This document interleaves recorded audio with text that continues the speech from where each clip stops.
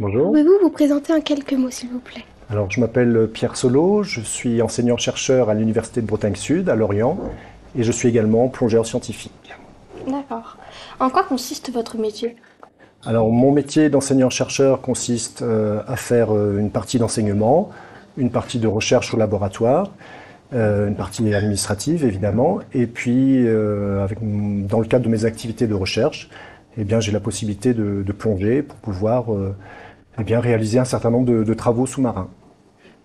Pourquoi l'avez-vous choisi?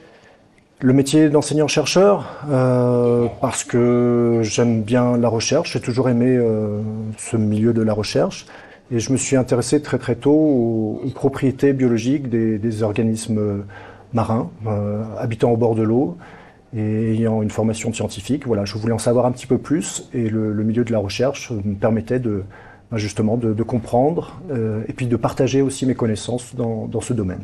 D'accord. Quelles études avez-vous faites et pendant combien de temps?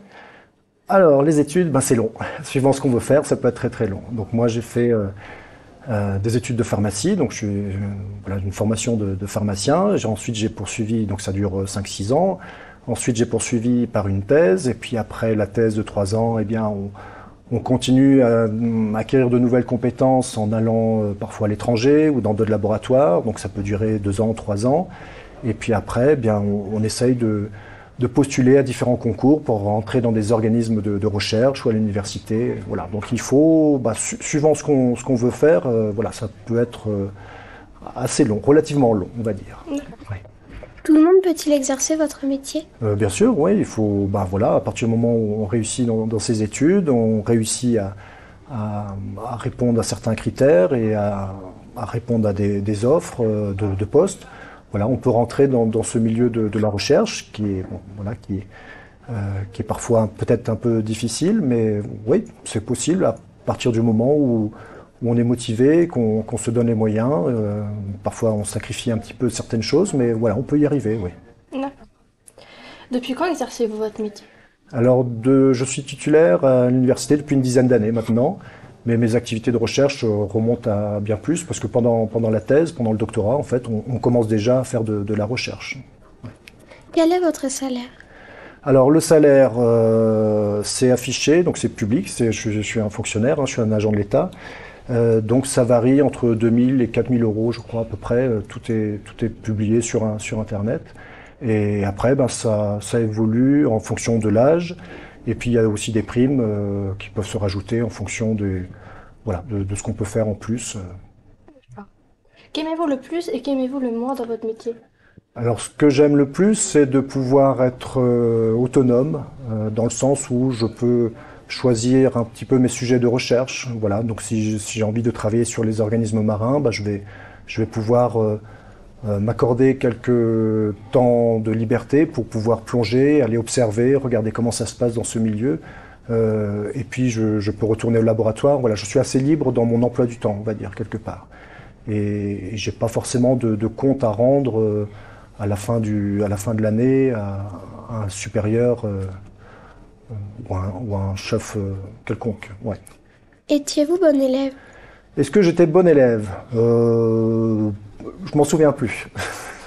Pas forcément, pas forcément, mais voilà, dans la vie, c'est aussi beaucoup d'opportunités, et puis on se spécialise au fur et à mesure. Donc, il y a des choses qu'on n'aime pas, on n'est pas bon, puis au fur et à mesure, on se motive et on devient meilleur dans ce qu'on aime, et on apprend toute la vie. Donc, on est élève toute sa vie aussi. Avez-vous eu cette idée grâce à l'école ou à des rencontres? De devenir enseignant-chercheur et plongeur scientifique, ça c'est arrivé comme je vous disais, par opportunité. L'occasion se présente et puis on se dit oui sans trop savoir. J'aimais bien la mer, j'aimais bien les sciences. Voilà, l'opportunité s'est présentée pour en faire un métier, mais j'aurais très bien j'étais parti pour faire autre chose et puis l'occasion s'est présentée et je l'ai saisie. Voilà. Votre métier est-il connu? Est-ce que mon métier de plongeur scientifique est connu? Oui, je pense, oui. On voit régulièrement des reportages à la télé sur des reportages scientifiques où il y a de la plongée. Donc oui, je pense que c'est quelque chose qui est bien reconnu, bien perçu. Oui. Avez-vous déjà sauvé des vies? Est-ce que j'ai sauvé des vies? Oui, entre guillemets, mais c'était un exercice, c'est quand on apprend justement à plonger, on apprend à sauver un binôme, un partenaire de plongée au sein de sa palanquée. Donc voilà, ce sont des simulations, mais ça peut servir un jour et effectivement, on peut être amené à sauver des vies quelque part. Ouais. Avez-vous pensé à abandonner? Abandonner le métier d'enseignant-chercheur, il y a des moments difficiles, forcément, mais il y a surtout des bons moments, et puis la plongée en fait partie, donc non, c'est quand même un beau métier. Ouais. Qu'est-ce que votre métier implique comme investissement en dehors des heures de travail? En dehors des heures de travail, eh ben, il faudrait trouver autre chose que des heures de travail en fait. Donc il n'y a pas beaucoup de temps libre parce que quand on est enseignant-chercheur, ben, on aime bien ce qu'on fait et parfois, ben, à la maison, on continue à travailler, on se fait un petit peu gronder par son épouse parce qu'on est encore devant l'ordinateur un dimanche, mais voilà, donc c'est un investissement, mais c'est un plaisir aussi. Ouais. Quelles qualités ou compétences faut-il avoir pour exercer votre métier? Alors, des compétences, un esprit scientifique peut-être, voilà, de la persévérance parce que c'est des études assez longues. Il faut aimer ce qu'on fait parce qu'il y a des moments où ça marche, des fois ça marche pas. Donc le moral parfois en prend un coup. C'est long pour avoir des résultats et puis il y a la plongée derrière. Donc c'est le petit plus qui motive toujours pour faire ce métier. Ouais. Travaillez-vous seul ou en équipe? Toujours en équipe, c'est la recherche, c'est quelque chose qui se partage, qui s'échange. Voilà, il y a des discussions entre chercheurs. Et puis avec la plongée, on est toujours en binôme, en palanquée, donc on n'est jamais seul. Et puis il y a la partie, oui, de partage de connaissances, d'enseignement. Donc ça fait partie tout ça d'une grande équipe finalement. Ouais. Est-ce que ce métier se transmet de génération en génération? Non, non, c'est pas héréditaire, mais bon, voilà. Quel est votre statut? Employé, patron, indépendant? Eh ben, je suis fonctionnaire, agent de l'État, mais avec un certain champ de liberté, cadre de liberté en termes d'emploi du temps. Oui. Est-ce un métier qui recrute en tension, en manque de personnes? On va pas se cacher, oui, je pense qu'il n'y a pas beaucoup de recrutement dans ce domaine-là. Mais voilà, c'est encore une fois, c'est des occasions qu'il faut saisir et puis les métiers changent, les opportunités se présentent.